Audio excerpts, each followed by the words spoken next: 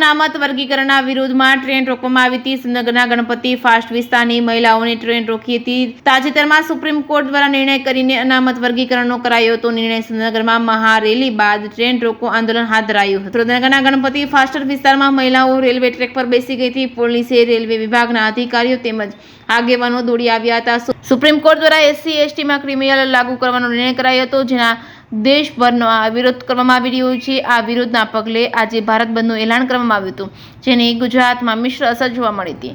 જોકે રાજ્યના અમુક ભાગોમાં દેખાવો અને વિરોધ કરવામાં આવી રહ્યો છે. દુકાનો બંધ કરી દેવામાં આવી છે. સૌરાષ્ટ્રમાં કેકને કેક બંધની અસર જોવા મળી રહી છે, તો કેક દેખાવો કરાઈ રહ્યો છે. સુરેન્દ્રનગર જિલ્લાના વઢવાણ ખાતે દેખાવો કરવામાં આવી રહ્યો હતો. માલગાડી અટકાવવામાં આવી હતી. જોકે પોલીસે સમજાવટથી મામલો થાળે પાડ્યો હતો. આજે આપવામાં આવેલા ભારત બંધની અસર સૌરાષ્ટ્રમાં કેકને કેક જોવા મળી રહી છે. જે કેસની ગુજરાતી સાથે મહેશ ઉતેરિયા, સુરેન્દ્રનગર.